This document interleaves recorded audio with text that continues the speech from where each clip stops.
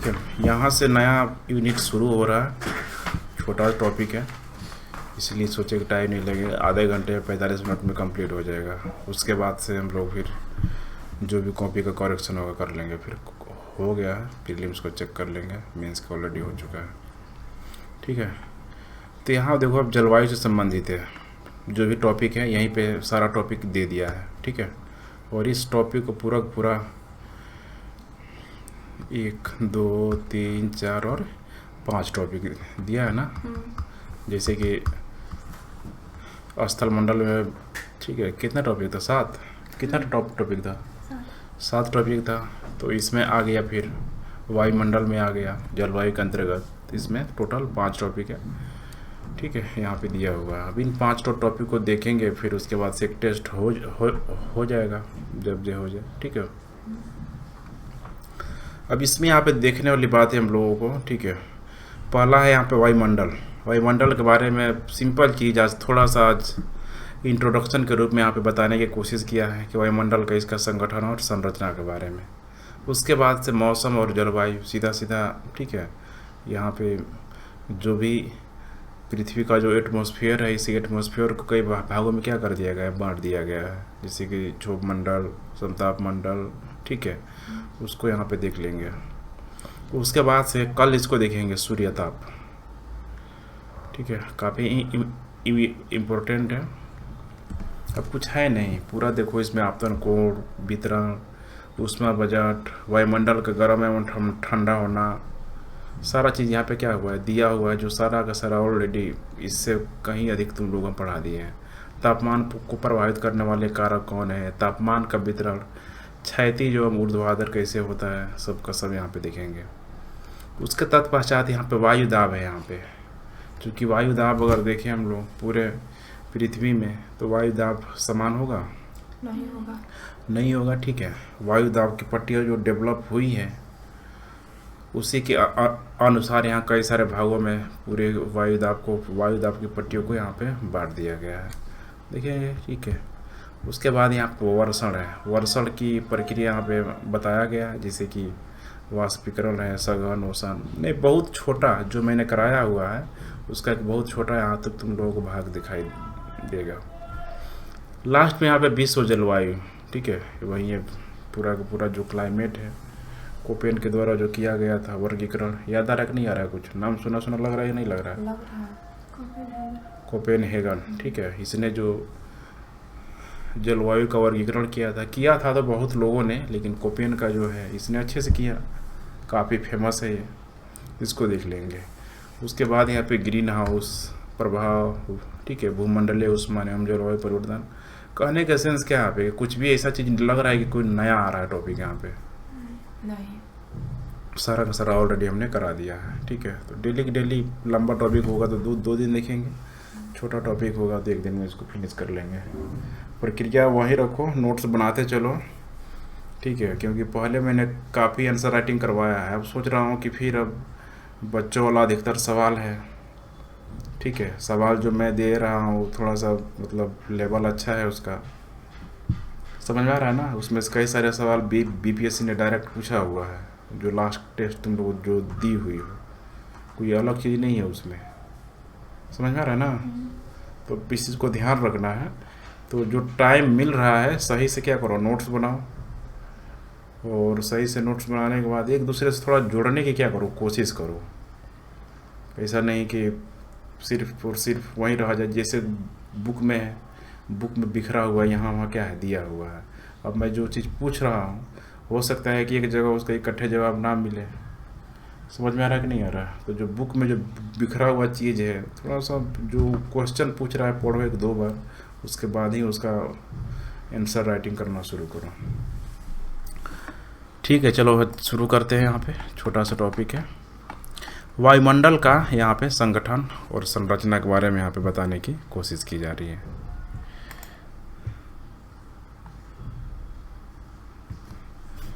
अब सिंपल चीज़ यहाँ पे ये सब, ठीक है, बच्चे वाली बातें हैं कि कोई भी व्यक्ति, ठीक है, कोई भी व्यक्ति इस पृथ्वी में बिना वायु के कितना देर तक जीवित रह सकता है? तुम लोग खुद इमेजिन करके बताओ, कितना देर तक तुम सांस लिए बिना रह सकती हो।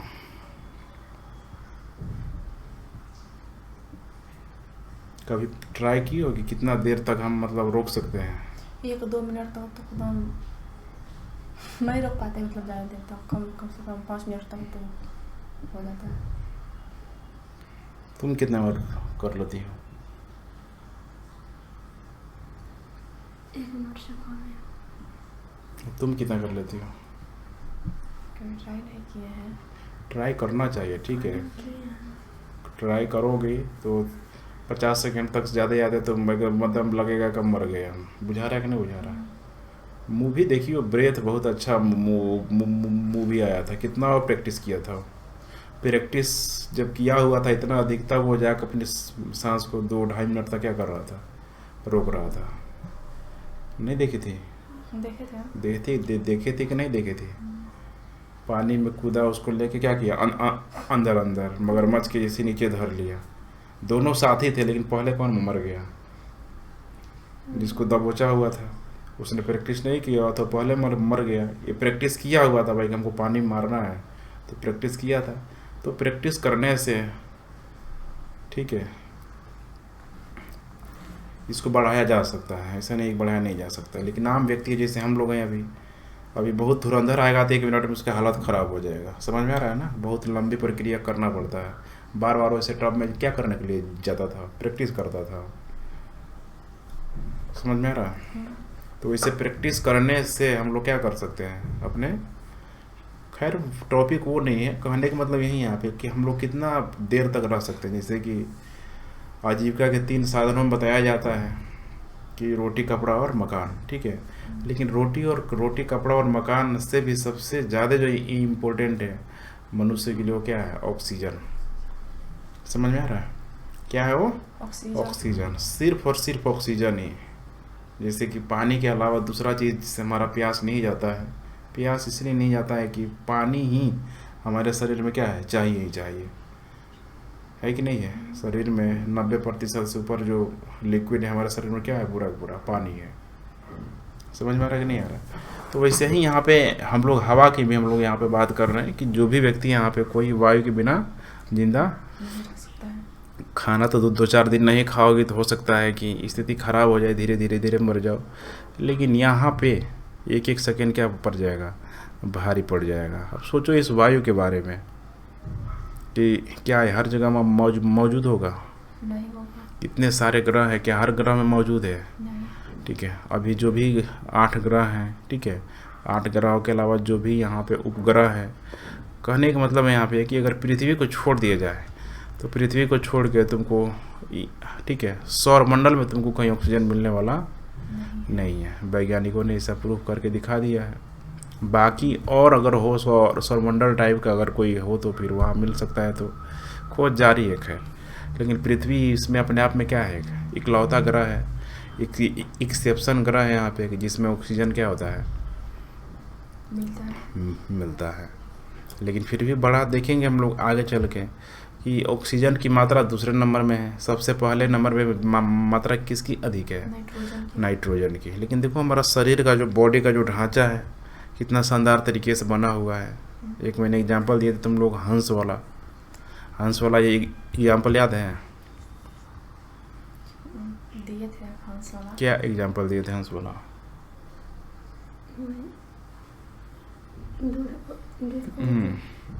दूध को क्या करो, ठीक है, हाँ, दूध में, ठीक है, पानी को क्या करते थे, मिला देते हैं। हंस को ऐसा माना जाता है कि वो दूध को क्या करती है, मतलब फिल्टर करने की जो क्षमता होती है हंस में सबसे अधिक होती है। समझ में आ रहा है? तो वैसे ही हम मनुष्यों में है भाई, इतने सारे ऑक्सीजन, मतलब इतने सारे गैस इस एटमॉस्फेयर में क्या है, मिक्स है। एटमॉस्फेयर का मतलब समझ में आ रहा है ना? वायुमंडल।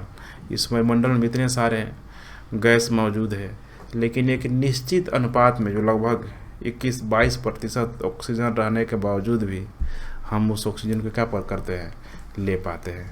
लेकिन वहीं अगर इस रूम में सोचो, इस रूम में अभी तुमको ब्लॉक कर दिया जाए, ऑक्सीजन मिल रहा है, कोई दिक्कत नहीं है। अब एज्यूम करो कि इसमें टेम्परेचर क्या किया जाए, बहुत अधिक बढ़ा दिया जाए।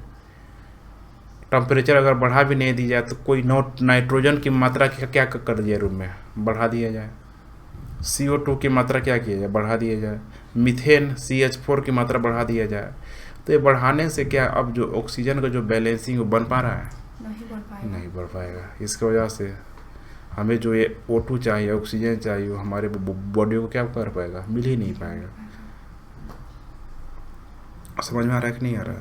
यही होता है। और क्या हो रहा है, भोपाल गैस कांड हुआ, कार्बन क्या था, मोनोऑक्साइड क्या था, बार बार भोपाल में था, हाँ वही था मीथेन आइसोनाइड। मीथेन आइसोनाइट था, आइसोनाइट था। ठीक है। मीथेन आइसोनाइट था क्या मिथाइल आइसोनेट था? हाँ आइसोनाइड। ठीक है, था आइसोनाइट। यहाँ पे था। हुआ क्या होगा सोचो, गैस फटा होगा, आसपास के एरिया में क्या हो गया होगा, फैल गया होगा। और वो जो फैलने की जो मात्रा होगी आसपास के एरिया में, जहरीली गैस है। कैसा गैस है? जहरीली गैस है। वो अगर ऑक्सीजन में थोड़ा सा भी मिल जाए, वो ऑक्सीजन में थोड़ा सा भी मिल जाए तो क्या कर देगा फिर? ऑक्सीजन के साथ क्या हो जाएगा, मर हो जाएगा। और जिस ऑक्सीजन को ले रहे हैं पूरा क्या हो जाएगा, हमारे अंदर जहर ही आ जाएगा। समझ में आ रहा है कि नहीं आ रहा है? यही होता है। जैसे कि अगर कोई गैस छोड़ देता है, सिंपल गैस छोड़ देता है, CO2 जब छोड़ देता है तो होता क्या है, CO2 जो है, ठीक है, दिक्कत नहीं ना? पता नहीं कैसा हो गया। रहने दीजिए, मत कीजिए। छोड़ो। CO2 जो है आके इस एटमॉस्फेयर में, इस रूम में ऑक्सीजन की मात्रा को क्या कर देगा, इसके बैलेंस को क्या कर देगा, ठीक है, बिगाड़ देगा, ठीक है, अनबैलेंस कर देगा, जिसकी वजह से समस्या हमें होने लगेगी। कोई दिक्कत? तो यही इस ऑक्सीजन के बारे में हम लोग बात कर रहे हैं कि सिर्फ और सिर्फ पृथ्वी ही ऐसा ग्रह है, ठीक है, जो कि हमारे वायुमंडल में पाया जाता है। कोई दिक्कत? लेकिन वह वायुमंडल वही है, ऑक्सीजन है, ठीक है। अब वो कहने का मतलब यहाँ पे कि जो भी गैस है यहाँ पे 7-8 गैसों की मात्रा जो भी यहाँ पे, जैसे कि नाइट्रोजन है, ऑक्सीजन है, ठीक है, नाइट्रोजन ऑक्सीजन को मान लो ना, नाइट्रोजन ऑक्सीजन के अलावा बाकी जो गैसें हैं उनका अनुपात बहुत क्या का है, कम है, एकदम 0 पॉइंट समथिंग है यहाँ पे मौजूद है। वो सारी गैसें यहाँ पे मौजूद है। लेकिन यहाँ पे अगर देखा जाए पृथ्वी की सतहों पे तो ऑक्सीजन की मात्रा क्या है यहाँ पे, ठीक ठाक है। लेकिन अब जैसे जैसे यहाँ पे एटमॉस्फेयर है, ठीक है, जाएगा नहीं जाएगा, बढ़ते जाएगा तो ऊपर जाएंगे तो ऑक्सीजन की मात्रा भी क्या होते जाएगी, कम होते जाएगी यहाँ पे। कोई दिक्कत नहीं। तो यही है यहाँ पे वायुमंडल की जब यहाँ पे बात की जा रही है तो बिल्कुल अब याद करो, वायुमंडल अगर नहीं होता तो क्या सिर्फ और सिर्फ हवा लेने के लिए वायुमंडल है, या फिर पृथ्वी की रक्षा करने के लिए भी वो वायुमंडल है? पृथ्वी की रक्षा करने के लिए क्या है, वायुमंडल है। क्योंकि यही एटमॉस्फेयर जो है दूसरा जो सबसे इम्पोर्टेंट रोल प्ले करता है पूरे, ठीक है, फोटोसिंथेसिस, प्रकाश संश्लेषण की क्रिया को क्या करता है, पूरा करवाता है। और प्रकाश संश्लेषण की प्रक्रिया को पूरा करवाने में, ठीक है, सबसे इम्पोर्टेंट जो रोल हो जाता है कहीं न कहीं उस परावैज्ञानिक जो किरणें होती है, ओजोन लेयर क्या करता है, उसको छांट के भेज देता है, परिवर्तन कर देता है, फिल्टर कर देता है। तो जो ओजोन लेयर है कहीं न कहीं अगर देखा जाए जो परावैज्ञानिक किरणों को क्या करता है, लौटा देता है। लौटाता है कि नहीं लौटाता है? तो वो जो ओजोन जो है लेयर है कहीं न कहीं कहाँ मौजूद है, एटमॉस्फेयर में क्या है, मौजूद है। कोई दिक्कत? तो बहुत सारा यहाँ पे आगे के जैसे हम लोग पढ़ते जाएंगे, हम लोग देखते जाएंगे। तो इसको पढ़ना शुरू करो। आज मैं नहीं पढ़ रहा हूँ, बहुत आसान चीज़ है, मैंने देखा है, कोई नया चीज़ नहीं है। शुरू करो, तुम ही शुरू करो। अध्याय 8 वायुमंडल का संगठन तथा संरचना। क्या कोई व्यक्ति वायु के बिना रह सकता है?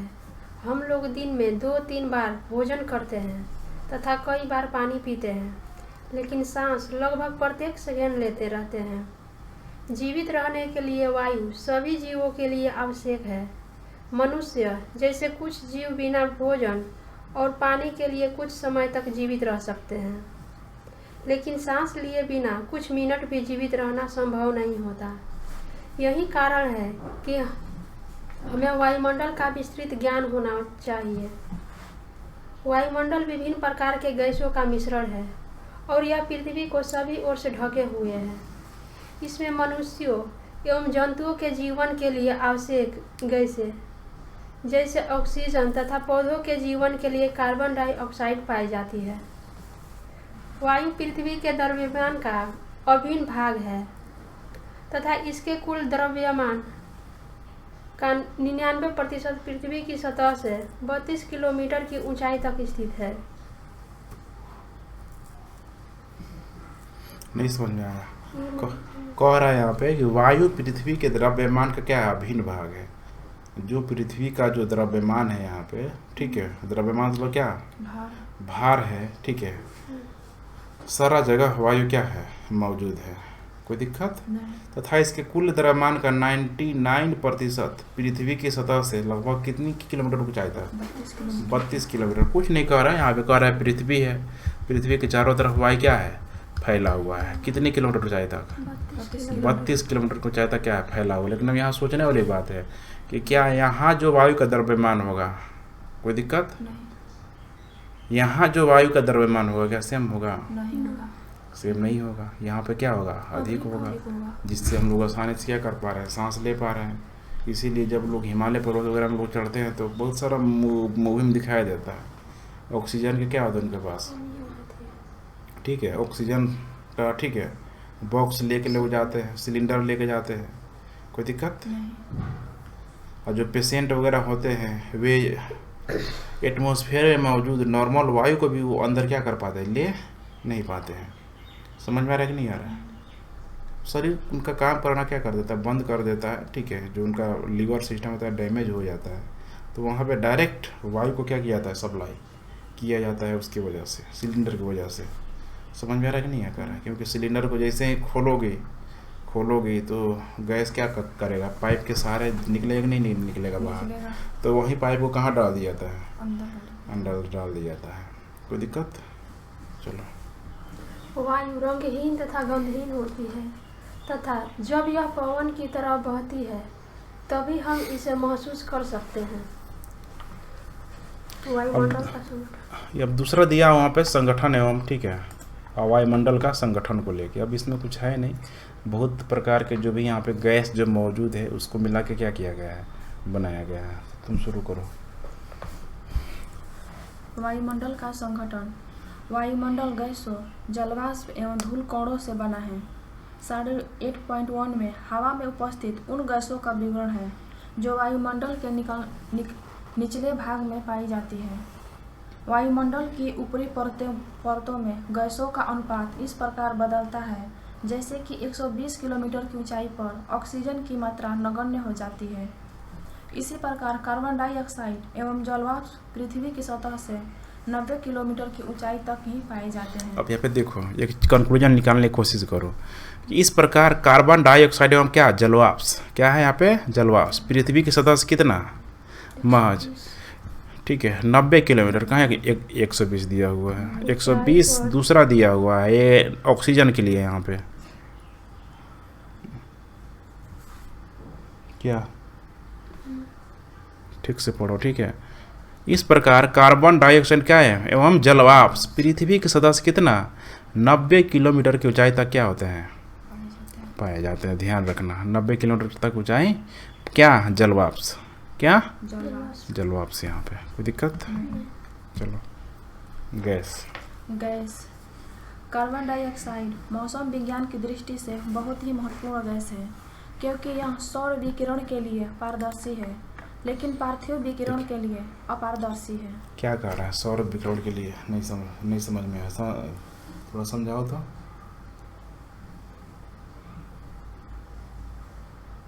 ऐसे ही देखो, पढ़ते जाओगे आँख मूंद के तो कुछ नहीं होगा। फिर से पढ़ो आराम से। कार्बन डाइऑक्साइड मौसम विज्ञान की दृष्टि से ही बहुत महत्वपूर्ण गैस है क्योंकि यह सौर विकिरण के लिए पारदर्शी है लेकिन पार्थिव विकिरण के लिए अपारदर्शी है। क्लियर हो रहा है कि नहीं हो रहा है? क्या हो रहा है, क्या समझ रही हो? मतलब जो सौर किरण आती है वो जो वायुमंडल में रहती है उसे मतलब पार कर जाती है। क्या रहती है?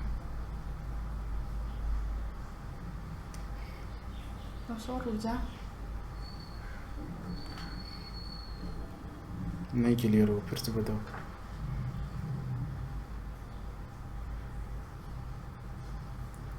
मतलब जो वायुमंडल है जो सूर्य का प्रकाश आ रहा है वो मतलब सीधे पार कर जा रहा है।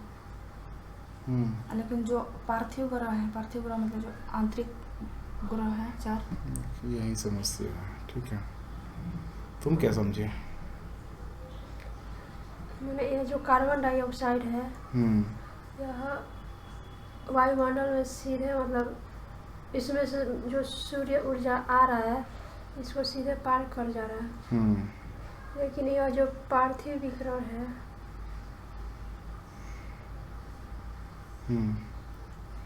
यह मतलब पूरी तरह से पार नहीं हो पाता है। तो क्या है पार्थिव विकिरण? यही नहीं जाना पार्थिव यही विकिरण। समस्या है। पार्थिव विकिरण देखो इधर इसी में बना रहा हूँ, समझो। यहाँ पे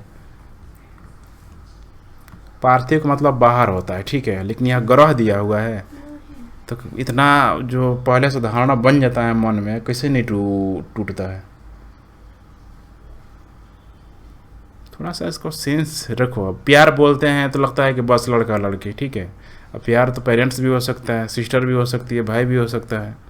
तो जब तक सेंटेंस कंप्लीट नहीं हो कुछ गलत सलत अर्थ नहीं लगाना चाहिए। यहाँ सेंटेंस कंप्लीट है और तुम अलग धुन में क्या हो गई, सवार हो गई। यही समस्या है। ये क्या है? पृथ्वी है मौजूद, कोई दिक्कत? पृथ्वी में मौजूद यहाँ पे क्या है? मतलब ठीक है, वायुमंडल है। ठीक है, वो वायुमंडल है। ये यही है ना? वायुमंडल में यहाँ पे विभिन्न प्रकार के गैस क्या है? विभिन्न प्रकार के गैस क्या है? मौजूद है। लेकिन यहाँ पे विभिन्न प्रकार के गैसों में यहाँ पे किसका जिक्र किया गया है? Carbon dioxide. CO2 का क्या क्या है? जिक्र किया गया है। किसका? CO2 का। यहाँ सूर्य है, क्या है? सूर्य की रोशनी यहाँ पे पृथ्वी पे आ रही है तो क्या कह रहा है कि जो CO2 है सौर विकिरण का कैसा है? पारदर्शी है। अर्थात कहने का मतलब है कि ये जो CO है, जो सौर प्रकाश आ रहा है, इस सौर प्रकाश को CO2 रोकेगा? नहीं रुक पाएगा। रोकेगा? नहीं। नहीं रोकेगा। क्योंकि कैसा है? पारदर्शी है। पारदर्शी है। लेकिन कह रहा है कि पार्थिव विकिरण के लिए क्या हो जाएगा? है अपारदर्शी हो जाएगा। पार्थिव विकिरण कब होगा यहाँ पे? ठीक है, तो बाहरी विकिरण यहाँ पे कहा जा रहा है। समझ में आ रहा है कि नहीं आ रहा है? अब इस पार्थिव विकिरण का संदर्भ किससे होगा? यहाँ पे लॉन्ग वेव रेडिएशन से या फिर शॉर्ट वेव रेडिएशन से। रेडिएशन मतलब क्या होता है? विकिरण होता है कि नहीं होता है? एक पार्ट, ठीक है, ये इसको गर्म कर रहा है, इसको गर्म कर रहा है, इसको गर्म कर रहा है, करते करते करते करते यही प्रक्रिया पूरी क्या कहलाती है? रेडिएशन है। यहीं पे क्या है? रेडिएशन है। क्लियर हो रहा है कि नहीं हो रहा है? अब यहाँ से देखो, यहाँ पे सौर विकिरण यहाँ पे आ गया। अब यहाँ पे क्या होगा? रिफ्लेक्शन होगा कि नहीं होगा इसका? धीरे धीरे धीरे हमें पता है, ठीक है, कि कुछ लॉन्ग वेव रेडिएशन के फॉर्म में होता है, कुछ शॉर्ट वेव रेडिएशन के फॉर्म में होता है। तो शॉर्ट वेव रेडिएशन कहाँ पे अधिक होता है? ऊपर बादलों में सबसे अधिक क्या हो जाता है? सूर्य का परावर्तन हो जाता है, सूर्य की रोशनी का। होता है कि नहीं होता है? तो किस वेव में होता है? लॉन्ग वेव की short wave? Short wave radiation होता है। किस वेव में होता है? Short wave. ठीक है, कंफ्यूज नहीं करना है। शॉर्ट वेव का मतलब क्या है? तेजी से, जल्दी आ जाए। ठीक है। लेकिन जब पृथ्वी जो है यहाँ पे इस सूर्य प्रकाश से जो पृथ्वी गर्म हुआ है, जब तक पृथ्वी को गर्म कर रहा है, गर्म होते जा रहा है, ठीक है, जब तक टेम्परेचर में बैलेंस है। अब सपोज करो कि तुम कोई गैस जला रही हो, कोई दिक्कत? पानी रख दो, गैस की जो लौ है एक बराबर टेम्परेचर में क्या करो? फिक्स कर दो, उसको छेड़छाड़ मत करो। तो क्या उसमें जो वस्तु जो रखी है एक समय के बाद उसका जो गर्म होने की क्षमता अब क्या रह जाएगी? उतना ही रह जाएगी या बढ़ते जाएगी? वो बढ़ते जाएगी। यही समस्या है। एक समय के बाद, ठीक है, सेम टेम्परेचर में जब तुम किसी वस्तु को क्या कर दोगे? रख दोगी, तो उसका टेम्परेचर उससे अधिक क्या होगा, वो नहीं बढ़ेगा, उतना लास्ट रह जाएगा, उसी में अपना क्रिया क्या करता रहेगा, करते रहेगा करते रहेगा करते रहेगा। जैसे कि पानी जब अचानक बॉयल होता है तुम लोग क्या कर देती हो, कम कर देती हो, तो तुमने टेम्परेचर को क्या किया, बहुत अधिक कम कर दिया। लेकिन जैसे ही तुम लोग टेम्परेचर को फिक्स कर देती हो, ठीक है, पानी अपने आप क्या होता है, खोलने वाले मूड में होता है, डिपेंड करता है क्या रखी हो, पानी होगा तो क्या होगा, फिर गुनगुन गुनगुन करते रहेगा करते रहेगा करते रहेगा, वो टेम्परेचर उसका क्या हो गया, सेट हो गया। दूध को कर दी वैसे ही सेट हो गया टेम्परेचर, समझ में आ रहा है कि नहीं आ रहा है, जब तक उसमें रखा पदार्थ है तब तक टेम्परेचर सेट हो गया। वही आज इस पृथ्वी के साथ है। हमें पता है कि सूर्य, ठीक है, क्या है, स्टेबल है, अस्थाई है, लेकिन पृथ्वी क्या है, अस्थाई है। कोई दिक्कत? अब पृथ्वी घूम रहा है घूम रहा है घूम रहा है, घूमने की वजह से इसके आवर्तन कोण में क्या होता है, परिवर्तन आते रहता है। लेकिन वही है कि एक निश्चित क्षेत्र में जहाँ पे सूर्य की रोशनी डायरेक्ट, ठीक है, सीधी पड़ रही है, क्या वहाँ पे जब सूर्य की रोशनी जब सीधी पड़ रही है, आवर्तन कोण में कोई अधिक बहुत कमी नहीं आ रहा है, तो वहाँ पे जो मिलने वाला जो टेम्परेचर है क्या बहुत अधिक चेंज होगा, नहीं होगा। इसीलिए वो भाग हमेशा क्या होता है, गर्म ही होता है। जैसे कि विषुवत रेखा, कर्क रेखा या फिर मकर रेखा। क्लियर हो रहा है कि नहीं हो रहा है?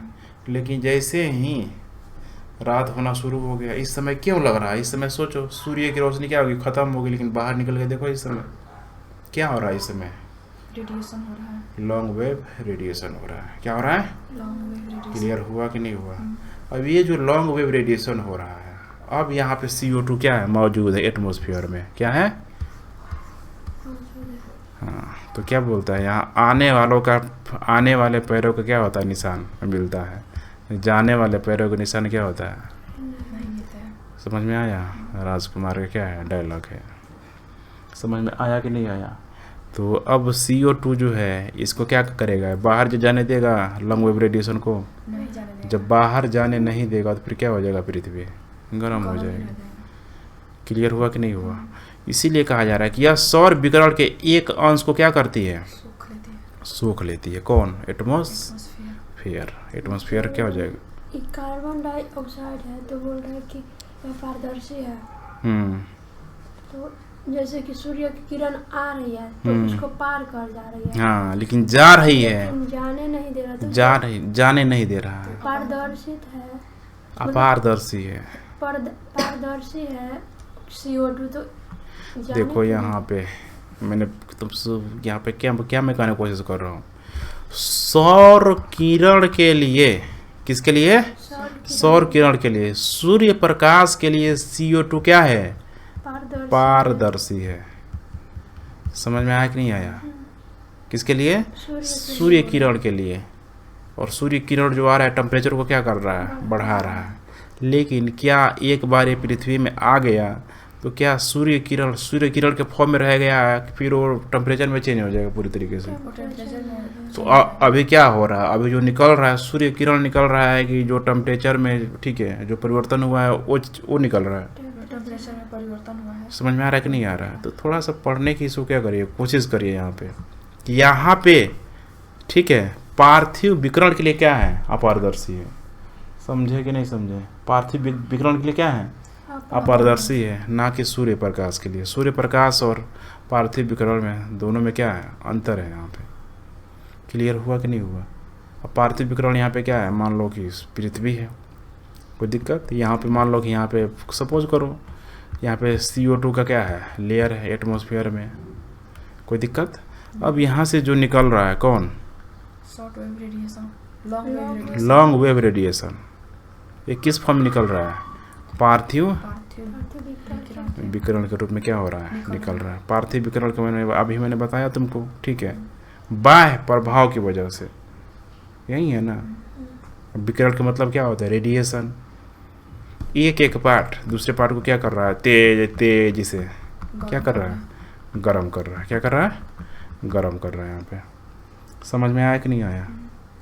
अब सपोज करो यहाँ से ऊपर गया, ठीक है। यहाँ पे जो भी एटमॉस्फेयर है, जो भी गैस है, इसको गर्म कर दिया, इसको गर्म कर दिया, इसको गर्म कर दिया, करते जाएगा कि नहीं करते जाएगा, करते जा रहा है जहाँ और जहाँ पे CO2 का लेयर मोटा आ जाएगा, अब बोलेगा अब जाओ, अब तुमको हम पार करने क्या करने देंगे, नहीं देंगे। समझ में आया कि नहीं आया? तो फिर क्या कर देगा इसका, रिटर्न कर देगा। ठीक है, रिफ्लेक्शन कर देगा, परावर्तन कर देगा इसी दिशा में। कोई दिक्कत नहीं। कोई दिक्कत है अब? तथा इसके कुछ भाग वह पृथ्वी की सतह की ओर क्या कर देती है, प्रतिबिंबित कर देती है। प्रतिबिंबित मतलब क्या होता है? इसको प्रतिबिंब बना देती है। प्रतिबिंबित, ठीक है। जैसे आया उसी का उल्टा क्या करती है, भेज देती है, प्रतिबिंब बना देती है। जैसे वो तुम्हारा इमेज जो है आईने में बनता है कि नहीं बनता है, तो जो प्रतिबिंब बन रहा है जैसे वैसे बन रहा है कि नहीं बन रहा है, तो वैसे ही क्या करती है, वो लौटा देती है। यह ग्रीन हाउस प्रभाव के लिए पूरी तरीके से क्या है, उत्तरदायी है। समझ में आया कि नहीं आया? किसके लिए? ग्रीन हाउस प्रभाव के लिए उत्तरदायी। अब खुद सोच के तुम देखो कि यह पृथ्वी जो यहाँ पे सूर्य जो रोशनी जो पृथ्वी को जितना गर्म कर रही है, यहाँ पे गर्म कर रही है। और हमने बताया था कि प्रकृति का नियम है, इसमें हमेशा एक बैलेंस रहता है। क्या रहता है? बैलेंस रहता है। लेकिन यहाँ पे जो मानव जनित गतिविधियों की वजह से पृथ्वी के टेम्परेचर को क्या किया जा रहा है, बढ़ा दिया जा रहा है। AC है, फ्रिज है, रोड है, इतनी सारी गाड़ियाँ हैं, इतनी सारे कल कारखाने हैं। कोई दिक्कत? सूर्य तो यहाँ पृथ्वी गर्म कर ही रहा है, बाकी जो पृथ्वी पे मौजूद जो भी ये यहाँ पे उपकरण है, ये सब क्या कर रहे हैं, पृथ्वी को क्या कर रहे हैं, गर्म कर दे रहे हैं। समझ में आ रहा है कि नहीं आ रहा है? अब इसकी वजह से पृथ्वी का तापमान क्या हो रहा है, बढ़ जा रहा है। और ये क्या निकल रहा है, लॉन्ग वेव रेडिएशन के रूप में धीरे धीरे क्या हो रहा है, बाहर निकल रहा है, जिसको CO2 क्या कर रहा है, रोक ले रहा है। कोई दिक्कत? जबकि पिछले कुछ दशकों में मुख्यतः जीवाश्म ईंधन को जलाए जाने के कारण कार्बन डाइऑक्साइड के आयतन में क्या हो रही है, लगातार वृद्धि हो रही है। किसके आयतन में? कार्बन डाइऑक्साइड के आयतन में। अब इसका आयतन जितना अधिक हो जाएगा, तुम लोग पता है आयतन माने क्या है, जगह घेरने की क्षमता जितनी अधिक हो जाएगी तो क्या ये और पार करने देगी, ये नहीं करने देगी, पार करने देगी ये? नहीं। समझ में आ रहा है कि नहीं आ रहा है?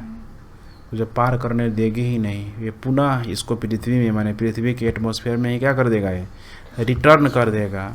तो इसके हवा के ताप को भी क्या कर दिया है, बढ़ा दिया। अब जो हवाएं चलेगी क्या चलेगी, बिल्कुल गर्म चल रही। तभी बाहर निकलो, बाहर अभी किसका प्रभाव है, 12-1 बजे देखना, 12 बजे एकदम प्योर जो सूर्य की किरणें होती है डायरेक्ट, ठीक है, कर्क रेखा में, मकर रेखा में क्या करती है, डायरेक्ट पड़ती है, या फिर विषुवत रेखा में, डिपेंड करता है कि किस लोकेशन में है पृथ्वी। कोई दिक्कत? उस समय तुम निकलोगे बाहर, आराम से तुम आ सकती हो। कारण यही है कि उस समय नीचे से बहुत अधिक जो लॉन्ग वेव रेडिएशन होना चाहिए वो निकल क्या रहा है, नहीं रहा, सिर्फ ऊपर से आ रहा है। लेकिन अभी अगर तुम बाहर निकल रही हो तो पूरी तरीके से क्या हो रहा है, इसमें हवा के तापमान को क्या कर दिया है, बढ़ा दिया है। क्योंकि अब नीचे से, ठीक है, जो ऊष्मा क्या हो रही है, निकल रही है, वो इतनी आसानी से, ठीक है, एटमॉस्फेयर में जाकर पूरी तरीके से मिल क्या हो जाएगा, नहीं जाएगा। ओजोन वायुमंडल का दूसरा महत्वपूर्ण घटक है जो पृथ्वी की सतह से 10 से 50 किलोमीटर की ऊंचाई के बीच क्या होता है, पाया जाता है। रेंज दे दिया है किसको लेके, ओजोन लेयर को लेके, जो सूर्य में उपस्थित पराबैंगनी किरणों को क्या करता है, रोकता है। ओजोन पता है ना, O3, क्या O3, यह एक फिल्टर की तरह कार्य करता है तथा सूर्य से निकलने वाली पराबैंगनी किरणों को क्या करके अवशोषित कर उनको पृथ्वी की सतह पर पहुंचने से क्या करता है, रोकता है। जैसे कि हम लोग मान लो कि, ठीक है, गद्दा देखियो ना, रुई का गद्दा, रुई जो देखियो ना, रुई मोटा जो रुई होता है, कोई दिक्कत? ठीक है, अगर उसको क्या कर दो, किसी कचड़े वाले जल में क्या कर दो, उसको डाल दो, तो उसमें अशुद्धियों को क्या कर देगा, रुई फिल्टर कर लेगा, नहीं कर लेगा, पानी को छोड़ देगा। फिल्टर वगैरह में लगा रहता है वो चीज़ हाई क्वालिटी का। अब यहाँ पे तीसरा चीज कह रहा है जलवाष्प। जलवाष्प वायुमंडल में उपस्थित ऐसे परिवर्तनीय गैस है, कैसे गैस है, परिवर्तनीय गैस है। इसी जलवाष्प की वजह से गर्मी के दिनों में ह्यूमिडिटी की मात्रा, आर्द्रता की मात्रा क्या हो जाती है, क्या हो जाती है?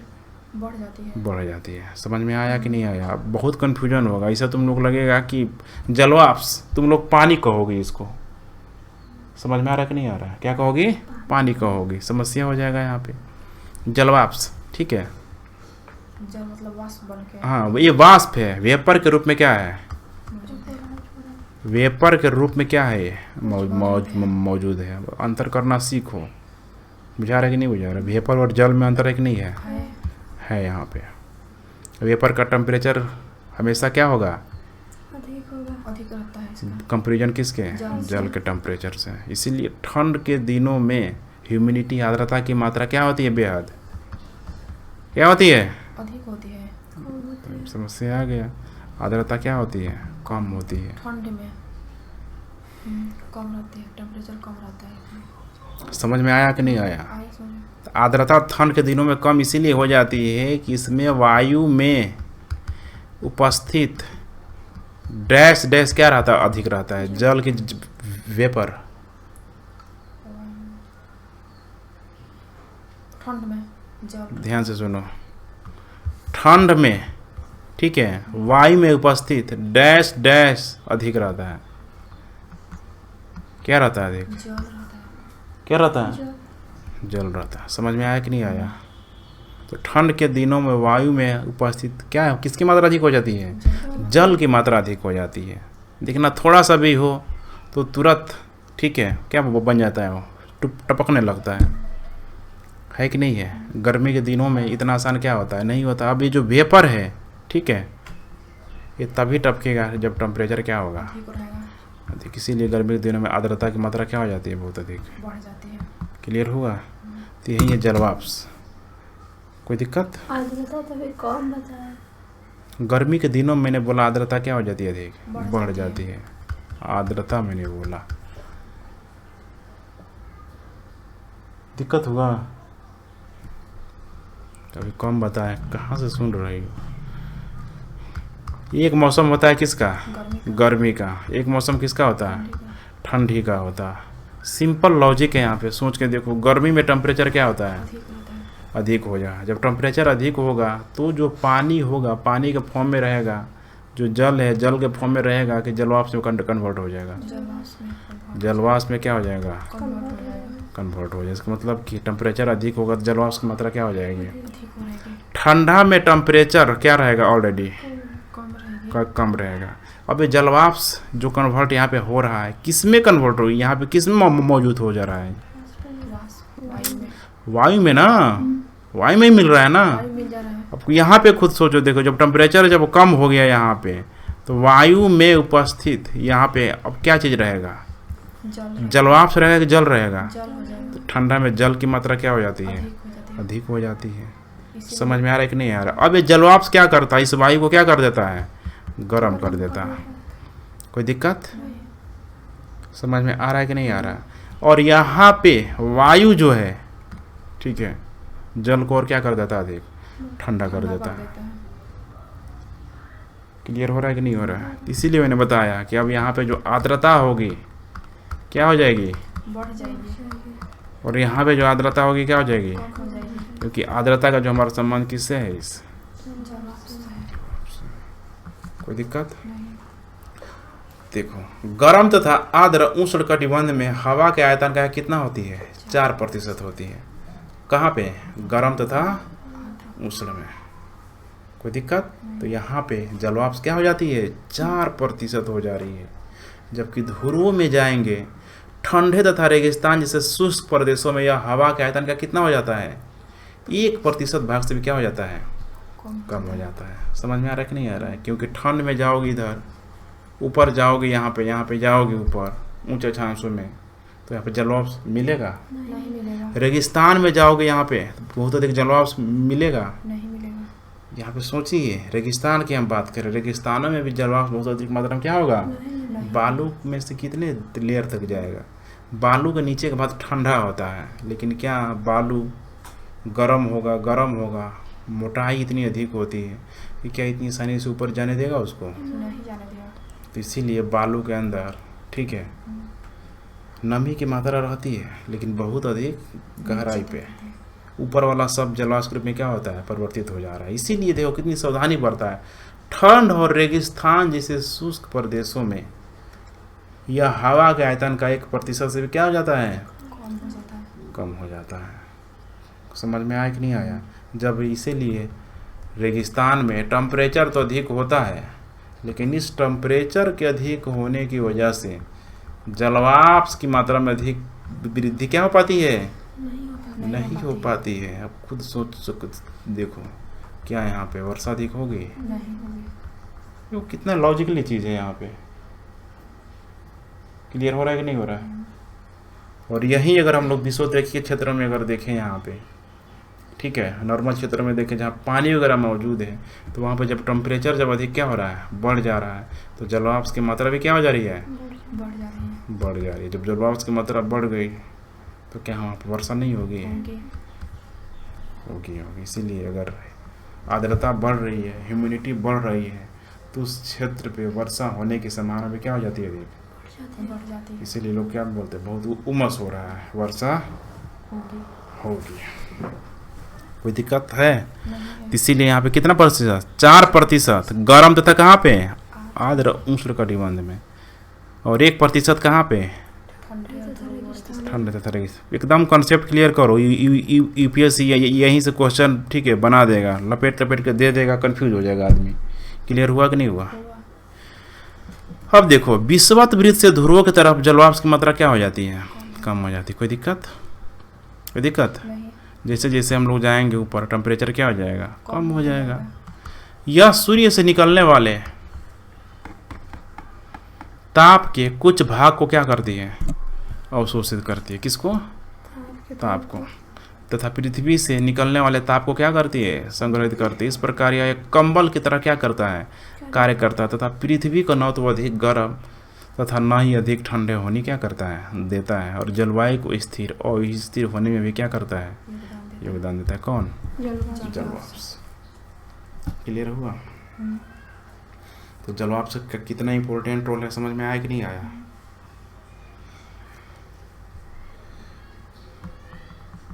अब आर्द्रता को लेकर कन्फ्यूजन नहीं होगा? नहीं होगा। नहीं, ठीक है, नहीं तो ऐसा इसका सीधा ह्यूमिडिटी से, हाँ, जलवाष्प का, ठीक है, संबंध डायरेक्टली किससे है, ह्यूमिडिटी से, आर्द्रता से, ठीक है। और जलवाष्प जो है मौजूद किस में रहेगा, हवा में मौजूद रहेगा। किस में रहेगा? हवा में, ठीक है।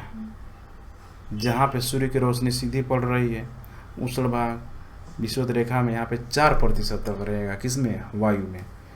कोई दिक्कत? और रेगिस्तानों में और उच्च, ठीक है, अक्षांशीय प्रदेशों की कितना प्रतिशत? 1%। अब ध्यान रखना, टेम्परेचर बढ़ने से जलवाष्प बढ़ जाए कोई जरूरी है? नहीं है।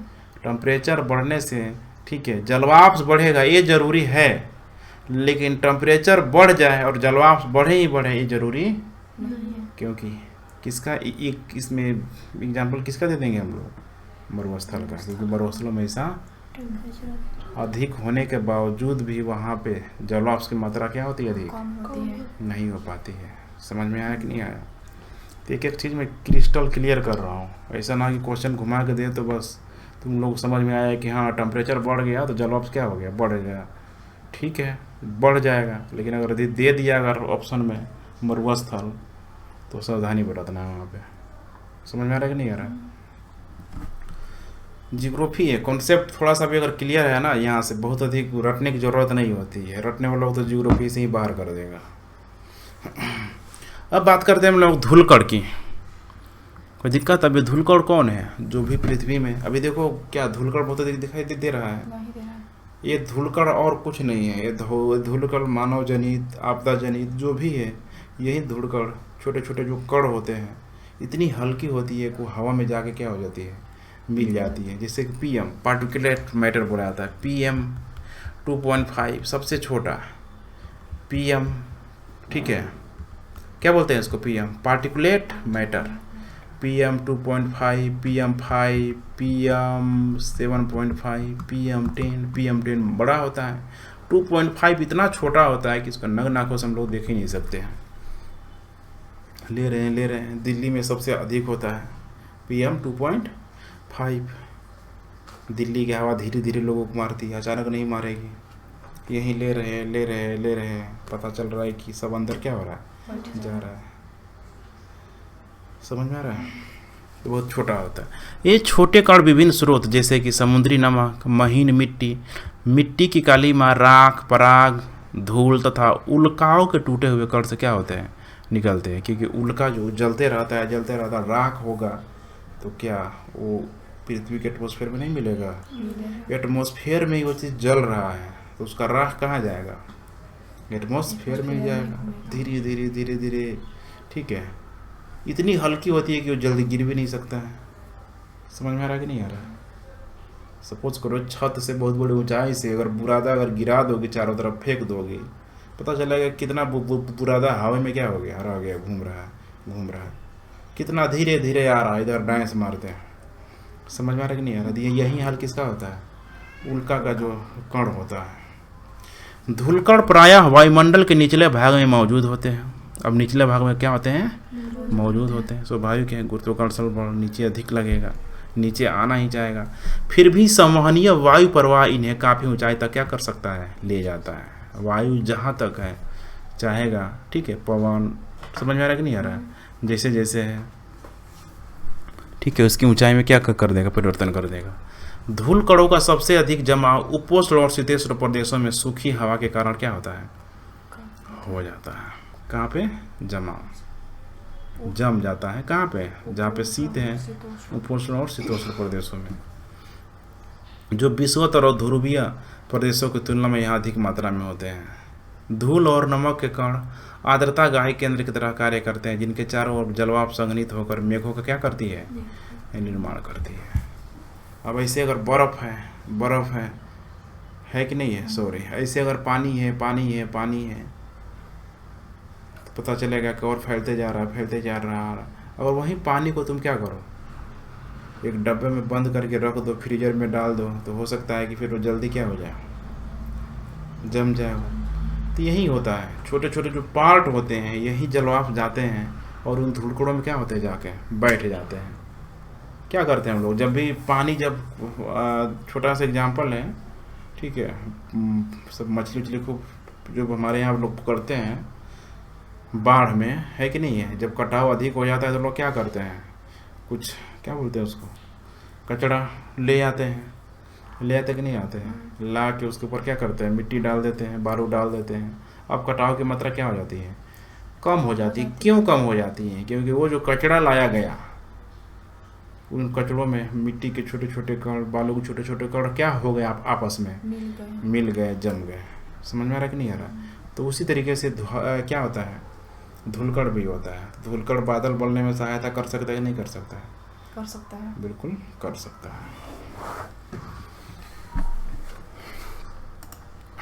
जहाँ दिक्कत हो रोकना है, शुरुआती टॉपिक है, अच्छे से पढ़ना है। अब बात करते हैं हम लोग वायुमंडल की संरचना।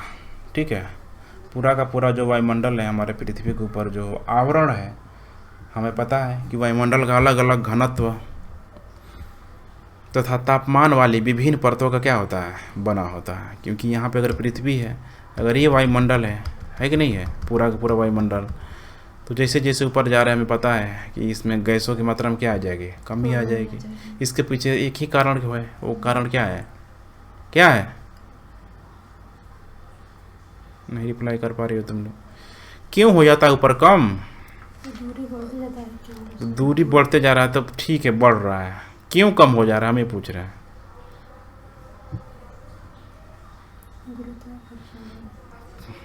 हमेशा ध्यान रखो ये चीज़, ठीक है। रिप्लाई नहीं करती हो तुम, रिप्लाई करना सीखो। ग्रेविटेशनल फोर्स जो ऊपर कम हो जाएगा तो ऊपर जो संरचना में जो भी गैस की संरचना है उसका जो घनत्व भी क्या होने लगेगा, क्या होने लगेगा, कम होने लगेगा। तो पृथ्वी के सतह के पास घनत्व अधिक होता है, जबकि ऊंचाई बढ़ने के साथ साथ क्या होता है, यहाँ घटता जाता है। अब यहाँ पे नहीं दिया है, क्यों? समझ में आ रहा है कि नहीं आ रहा है?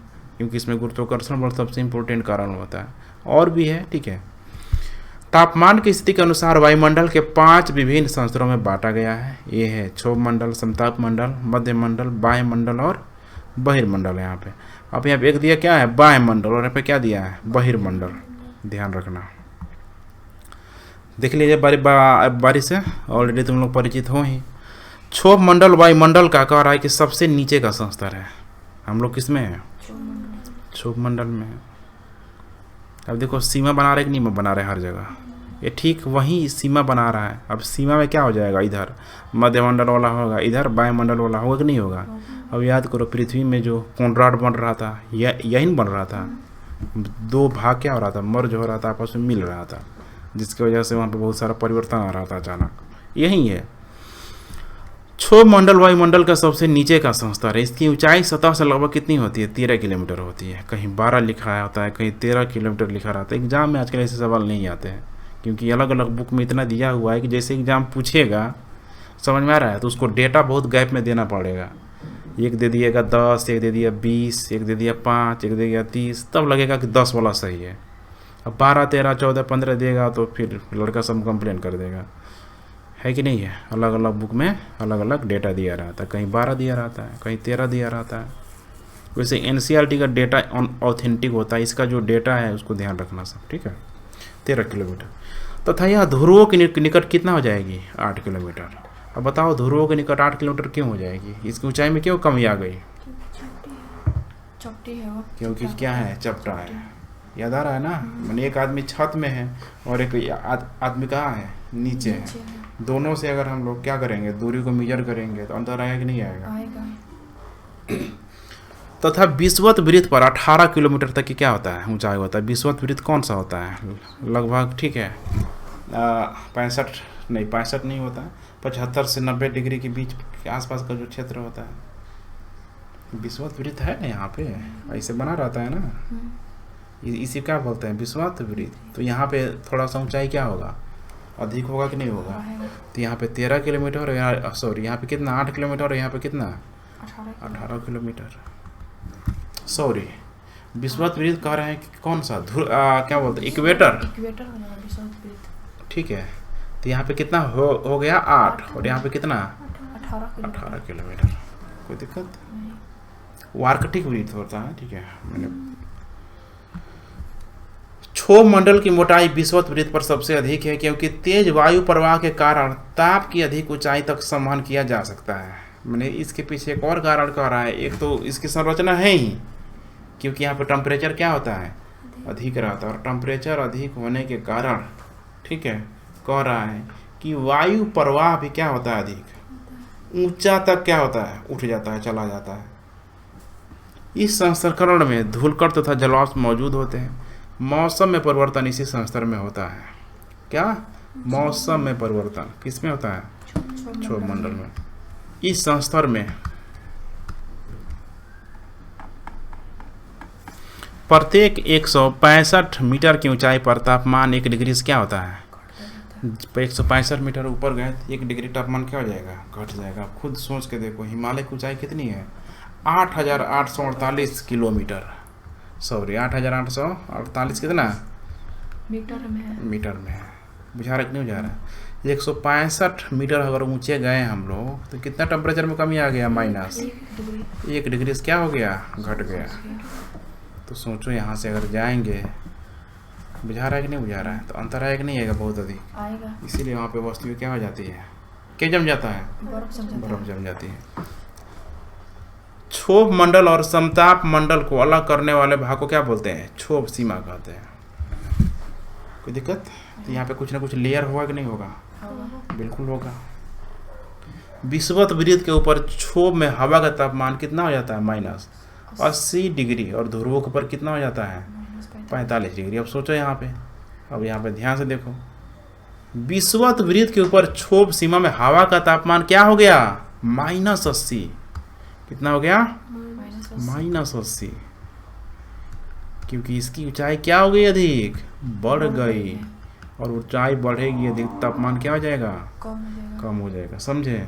और यहाँ से अगर इसकी ऊंचाई हम जा रहे हैं तो इसकी ऊंचाई में क्या आ जाएगी, कमी आ जाएगी, और इसकी ऊंचाई में कमी आ जाएगी तो यहाँ पे तापमान क्या हो जाएगा, बढ़ जाएगा। इसीलिए कितना हो यहाँ पे, यहाँ -45 है, और यहाँ पे कितना हो गया, -80। अब इसी को यूपीएससी थोड़ा सा लपेट के बना देगा क्वेश्चन। तो क्या लगेगा कि ध्रुव में टेम्परेचर कम हो जाता है तो ध्रुव के ऊपर भी टेम्परेचर क्या हो जाएगा, कम हो जाएगा। दिमाग काम की और एक नेगेटिव है कि क्या हो गया। क्लियर हो रहा है कि नहीं हो रहा है। और आजकल ऐसे ही क्वेश्चन बन रहा है, बुझा रहा है कि नहीं बुझा रहा है, बुझा रहा है कि नहीं बुझा रहा है। कोई दिक्कत नहीं। यहाँ पर तापमान स्थिर होने के कारण इसे क्षोभ सीमा कहा जाता है। कोई दिक्कत। तो क्षोभ सीमा में विषुवत वृत्त के ऊपर तापमान क्या होगा, तेजी से कम हो गया, और क्षोभ सीमा के ऊपर, ठीक है, विषुवत वृत्त के ऊपर तापमान में क्या आ जाएगी, वृद्धि आ जाएगी। फिर यहाँ पे वृद्धि होगी, लेकिन कितना यहाँ पे -45 और यहाँ पे कितना -80। समझ में आया। तो समताप मंडल इसके ऊपर 50 किलोमीटर तक ऊंचाई क्या होता है, पाया जाता है। अब यहाँ पे क्षोभ सीमा बोल रहा है, या उसको समताप मंडल में कह सकती हो। समताप मंडल में तेजी से क्या आ रहा है, परिवर्तन आ रहा है। ये बहुत ही यूनिक चीज़ मिला है, मैं बार बार फोकस दे रहा हूँ। समझ रहे हैं ना, नहीं समझ रहे हैं, क्या हुआ।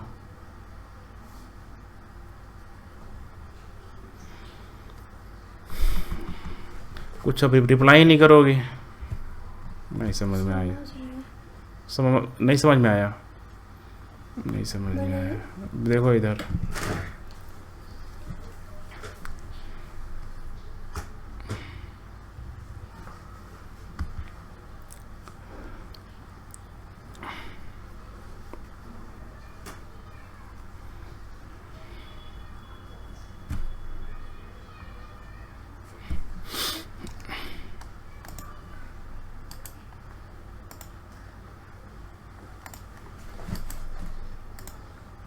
देखो इधर क्या कह रहा है, ध्यान से देखो।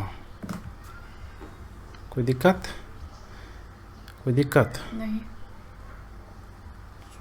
अब जैसे जैसे ऊपर जा रहे हैं टेम्परेचर क्या हो जा रहा है, कम हो जा रहा है। कम आ जा रहा है। कोई दिक्कत, नहीं। ऊपर जा रहे हैं तो टेम्परेचर भी क्या हो जा रहा है, कम हो जा रहा है। कम बनाइए। अच्छा, तो टेम्परेचर क्या हो जाएगा, कम हो जाएगा। ऊंचाई भी क्या हो जाएगी, कम ही आ जाएगी। कमी आ जाएगी। कोई दिक्कत। तो विषुवत वृत्त से देखो, यहाँ पे ऊपर बनाए, यहाँ से हम लोग ऊपर जा रहे हैं, यहाँ से यहाँ से यहाँ से यहाँ से यहाँ से। कोई दिक्कत,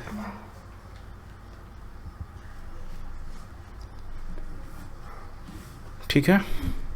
और यहाँ से हम ऊपर जा रहे हैं, यही था ना। तो दोनों की ऊंचाई में क्या आएगी, अंतर आएगा कि नहीं आएगा। ऊंचाई किसकी अधिक होगी, जो नीचे से जा रहा है। जो नीचे से जा रहा है। यहाँ पे ऊंचाई कितना दिया है उसका, -80। ऊंचाई -80। -80। इसका ऊंचाई 50 किलोमीटर। कितना है यहाँ पे, क्षोभ मंडल वायुमंडल से नीचे, इसकी ऊंचाई 17.13 किलोमीटर तथा यह ध्रुवों के निकट कितना है, 8 किलोमीटर, तथा विषुवत वृत्त पर कितना है, 18 किलोमीटर। तो यहाँ पे कितना है, क्षोभ मंडल की क्या ऊंचाई। समझ में आया कि नहीं आया। क्षोभ मंडल की ऊंचाई अगर देखा जाए तो विषुवत रेखा में इसकी ऊंचाई कितनी हो जा रही है, 18 किलोमीटर। कोई दिक्कत, नहीं। कोई दिक्कत। नहीं। एक काम करते हैं, थोड़ा सा फिगर को नीचे बनाते हैं, फिर मज़ा आएगा। देखो यहाँ पे ध्यान से, ठीक है। यहाँ पे क्या दे दिया हमने, क्षोभ मंडल। इसका इंग्लिश क्या होता है, कौन बताएगा।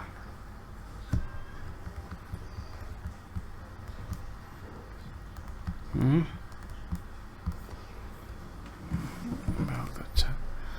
देखो इधर, क्षोभ मंडल की ऊंचाई अगर देखें यहाँ से, ठीक है, तो ये ऊंचाई कितनी हो जा रही है, 18 किलोमीटर। 18 किलोमीटर। और ये ऊंचाई कितनी हो जा रही है, 8 किलोमीटर। कितनी हो जा रही है, 8 किलोमीटर। 8 किलोमीटर। यहाँ पे जब 18 किलोमीटर की ऊंचाई हो रही है, ठीक है, तो इसका तापमान यहाँ पे कितना हो जा रहा है, देखो -80 डिग्री।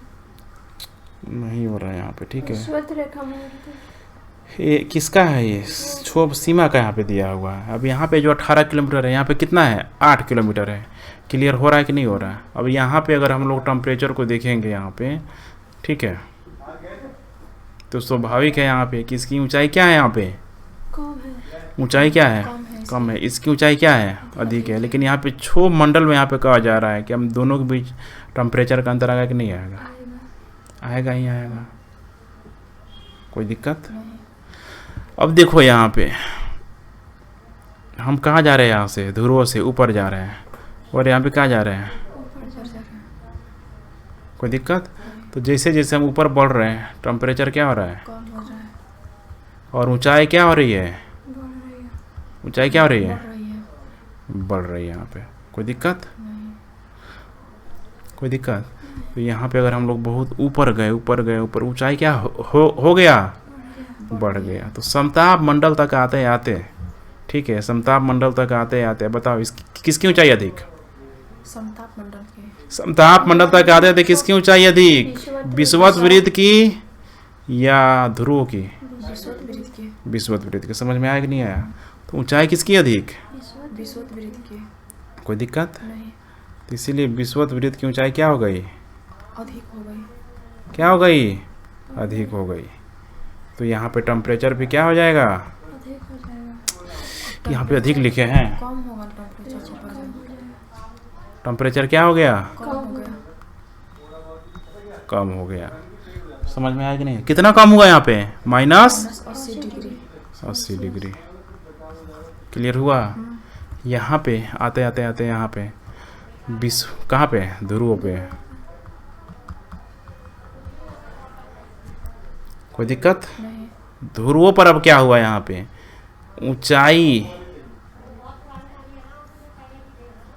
ऊंचाई विषुवत वृत्त से कम हुआ कि अधिक हुआ? विषुवत वृत्त से कम हुआ। विषुवत वृत्त से क्या हो गया? कम हो गया। ऊंचाई यहाँ पे विषुवत वृत्त से क्या हो गया? कम हो गया। कम हो गया। जब विषुवत वृत्त से जब ऊंचाई कम हो गया तो खुद बताओ तुम लोग। यहाँ पे जब ऊंचाई यहाँ पे विषुवत वृत्त से कम हो गया, अर्थात ठीक है, ऊंचाई क्या हो गया? कम हो गया। तो टेम्परेचर क्या हो जाएगा यहाँ पे? अधिक हो जाएगा, इसके कंपैरिजन में अधिक होगा। उस जगह में क्या हो जाएगा? टेम्परेचर अधिक हो जाएगा। कोई दिक्कत? नहीं, अब यहाँ पे इसीलिए कितना हो जा रहा है? -45 डिग्री। माइनस। 45 degree Celsius. अब बताओ कोई दिक्कत होगा? नहीं, कोई दिक्कत होगा? यही चीज़ मैं समझाने के लिए कोशिश कर रहा हूँ। कहने का मतलब माइंडसेट नहीं होना चाहिए कि ध्रुव में जाते हैं तो टेम्परेचर क्या हो जाता है? कम हो जाता है। ये होता है, इसमें कोई डाउट नहीं है। नहीं है। टेम्परेचर ध्रुव में कम होता है, लेकिन यहाँ पे किसको इंक्लूड कर दिया? समताप मंडल को इंक्लूड कर दिया। समझ में आया कि नहीं आया? अब उसी तरीके से क्या क्षोभ मंडल को देखेंगे तो ऊंचाई किसकी अधिक? विषुवत वृत्त की। है कि नहीं है? टेम्परेचर फिर इसका क्या हो जाएगा? कम आ जाएगा। विषुवत वृत्त से फिर यहाँ पे जाएंगे ऊपर तो ऊंचाई क्या हो जाएगा? यहाँ पे थोड़ा बढ़ जाएगा। सॉरी, क्या हो जाएगा? कम हो जाएगा। और टेम्परेचर क्या हो जाएगा इसका? तो इसीलिए हम लोग कंक्लूजन क्या निकालें कि ध्रुव से क्षोभ मंडल और समताप मंडल में अगर जा रहे हैं हम लोग तो टेम्परेचर क्या होगा? अधिक होगा। समझे कि नहीं समझे? लेकिन विषुवत रेखा से अगर हम लोग क्षोभ मंडल और समताप मंडल में जा रहे हैं तो टेम्परेचर बहुत अधिक क्या हो जाएगा? कम हो जाएगा। कम हो जाएगा। क्लियर हो रहा है कि नहीं हो रहा? तो यहाँ पे कंपेरिजन किसको करना है? ध्रुव और विषुवत। क्लियर हुआ कि नहीं हुआ? कॉन्सेप्ट एकदम क्लियर हुआ कि नहीं हुआ? डाउट नहीं होना चाहिए।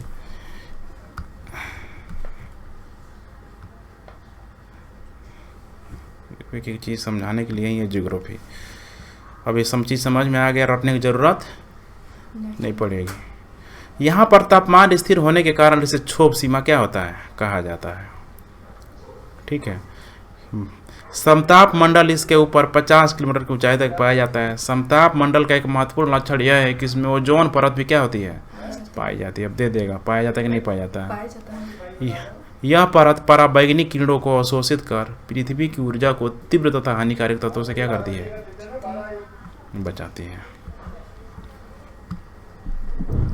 उसके बाद से बात कर रहे हैं हम लोग मध्य मंडल। समताप मंडल के ठीक ऊपर 80 किलोमीटर की ऊंचाई तक क्या होता है, पाया जाता है। कितना, 80 किलोमीटर की ऊंचाई तक पाया जाता है। इस संस्तर में भी ऊंचाई के साथ साथ तापमान में क्या होने लगती है, कमी होने लगती है। और 80 किलोमीटर की ऊंचाई तक पहुंचकर यह कितनी हो जाती है, 100 डिग्री सेल्सियस हो जाता है।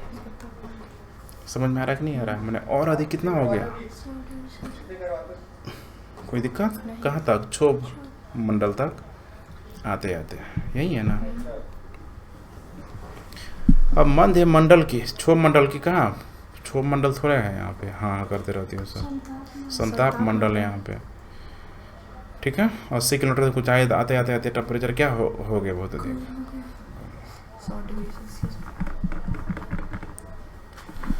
आयन मंडल मध्य के ऊपर 80 से 400 किलोमीटर के बीच क्या होता है। इसमें विद्युत अवशोषित कण क्या होते हैं, पाए जाते हैं। कैसे कण, अवशोषित कण, पॉजिटिव और निगेटिव जो आयन होता है, कोई दिक्कत, जिसे आयन कहते हैं। इसलिए इसे आयन मंडल के नाम से क्या होता है, जाना जाता है। पृथ्वी के द्वारा भेजी गई रेडियो तरंगें इस संस्तर के द्वारा ये क्या करती है, वापस पृथ्वी में क्या करती है, इसको लौटा देती है। यहाँ पर ऊंचाई बढ़ने के साथ ही तापमान में वृद्धि शुरू हो जाता है। वायुमंडल का सबसे ऊपरी संस्तर जो बाह्य मंडल के ऊपर स्थित होता है उसे क्या बोलते हैं, बहिर्मंडल कहते हैं। कोई दिक्कत, यह सबसे ऊंचा संस्तर होता है। इसके बारे में बहुत कम जानकारी उपलब्ध है। इस संस्तर में सभी घटक क्या है, विरल है। मैंने यहाँ पे विरल मतलब क्या है, कुछ नहीं, निर्वात है यहाँ पे, जो धीरे धीरे बाहरी अंतरिक्ष में क्या होती है, मिल जाती है। एकदम ब्लैक काला, कुछ दिखाई नहीं देगा। कोई दिक्कत। यद्यपि वायुमंडल के सभी संस्तर हमें प्रभावित करते हैं, फिर भी भूगोलवेत्ता वायुमंडल के पहले 2 संस्तरों का ही अध्ययन करते हैं, क्षोभ मंडल और समताप मंडल का।